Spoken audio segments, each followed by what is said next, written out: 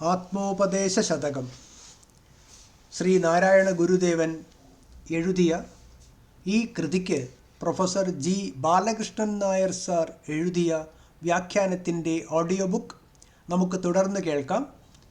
3-ാം ശ്ലോകം.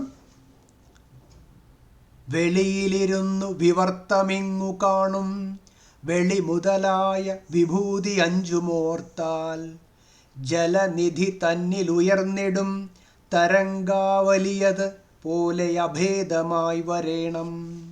വെളിയിലിരുന്ന് നിർവികൽപ്പ ജ്ഞാനസ്വരൂപമായ പരബ്രഹ്മത്തിൽ നിന്നും വെളിയിലിരുന്ന് വിവർത്തമിങ്ങു കാണും, അതിന് ചലനമോ മാറ്റമോ ഉണ്ടാക്കാതെ പൊന്തിക്കാണപ്പെടുന്ന വിവർത്ത കാര്യരൂപങ്ങളായ വെളി മുതലായ ആകാശം തുടങ്ങിയ വിഭൂതി അഞ്ചും വിവിധ രൂപത്തിൽ കാണപ്പെടുന്ന ഭൂതങ്ങൾ അഞ്ചും ഓർത്താൽ, ചിന്തിച്ചു നോക്കിയാൽ ജലനിധി തന്നിൽ ഉയർന്നിടും സമുദ്രത്തിൽ പൊന്തിക്കാണപ്പെടുന്ന തരംഗാവലിയതുപോലെ തിരമാലകൾ എന്ന പോലെ അഭേദമായി വരേണം.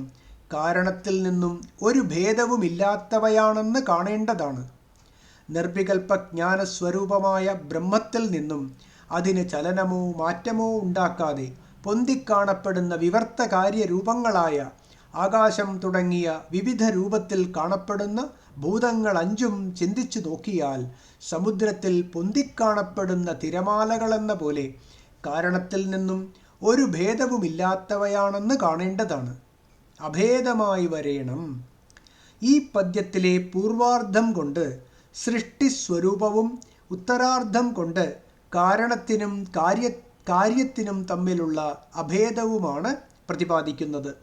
നിർവികൽപ്പ ജ്ഞാനസ്വരൂപമായ പരമാത്മവസ്തുവിലെ വിവർത്തങ്ങളാണ് ആകാശം, വായു, തേജസ്, ജലം, ഭൂമി എന്നീ പഞ്ചഭൂതങ്ങൾ.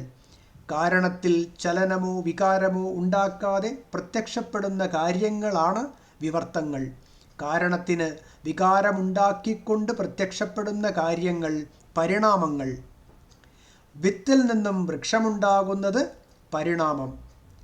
മങ്ങിയ വെളിച്ചത്തിൽ ദൂരെ കിടക്കുന്ന കയറ് പാമ്പിൻ്റെ പ്രതീതി ഉളവാക്കുന്നത് വിവർത്തം. കാണുന്നവൻ്റെ ഉള്ളിലുള്ള സങ്കല്പമാണ് കയറിൽ സർപ്പത്തെ ഉളവാക്കുന്നത്. അതുപോലെ പരമാത്മസത്തയിൽ സങ്കല്പങ്ങൾ പടുത്തുയർത്തുന്നതാണ് പ്രപഞ്ചം. കയറിനെ കണ്ട് കഴിയുമ്പോൾ സങ്കല്പസൃഷ്ടമായ പാമ്പില്ലാതാകുന്നതുപോലെ, കയറിനെ കണ്ടു കഴിയുമ്പോൾ സങ്കല്പസൃഷ്ടമായ പാമ്പില്ലാതാകുന്നതുപോലെ സത്യവസ്തുവിനെ സാക്ഷാത്കരിച്ചു കഴിയുമ്പോൾ സങ്കല്പസൃഷ്ടമായ പ്രപഞ്ചവും മാഞ്ഞുമറയുന്നു. മായയാണ് വിവർത്ത കാര്യരൂപങ്ങളെ ഉളവാക്കുന്ന പരമാത്മശക്തി.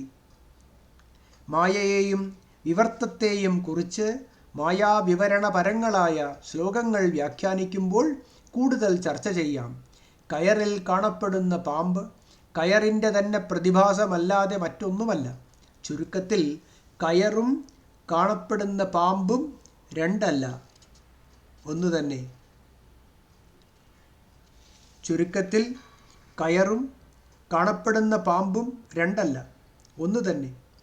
കാരണത്തിൻ്റെയും കാര്യത്തിൻ്റെയും ഏകത്വം വ്യക്തമാക്കി തരാനാണ് ശ്ലോകത്തിൻ്റെ ഉത്തരാർദ്ധത്തിൽ സമുദ്രവും തിരമാലകളും പോലെയാണ് പരമാത്മാവും പ്രപഞ്ചവും എന്ന് ഉപമിച്ചിരിക്കുന്നത്. നിഷ്കൃഷ്ടമായി തോന്നുമ്പോൾ പരമാത്മതത്വത്തിനും പ്രപഞ്ചത്തിനും തമ്മിലുള്ള കാരണകാര്യബന്ധം കയറിനും പാമ്പിനും തമ്മിലുള്ള കാരണകാര്യബന്ധം പോലെ വിവർത്തമാണ്. അഭേദ പ്രതിപാദനത്തിൽ മാത്രമേ സമുദ്രത്തിൻ്റെയും തിരമാലകളുടെയും സാദൃശ്യം അംഗീകരിക്കാനാവൂ. ഇതെന്തുകൊണ്ടെന്നുള്ളത് മായാസിദ്ധാന്തം ചർച്ച ചെയ്യുമ്പോൾ കൂടുതൽ വെളിപ്പെടുന്നതാണ്. പ്രപഞ്ചത്തിൽ അനന്തകോടി വസ്തുപ്രതിഭാസങ്ങൾ ഉണ്ടെങ്കിലും നമുക്കവയെ 3ആയി തരംതിരിക്കാം. അറിവ്, അറിയപ്പെടുന്നവ, അറിയുന്നവൻ. ഇവയെ സംസ്കൃതത്തിൽ യഥാക്രമം ജ്ഞാനം, ജ്ഞേയം, ജ്ഞാതാവ് എന്ന് പറയും. ഇവയാണ് വേദാന്ത ശാസ്ത്രത്തിലെ പ്രസിദ്ധമായ ത്രിപുടി. പ്രപഞ്ചം മുഴുവൻ ഈ ത്രിപുടിയിൽ ഒതുങ്ങുന്നു.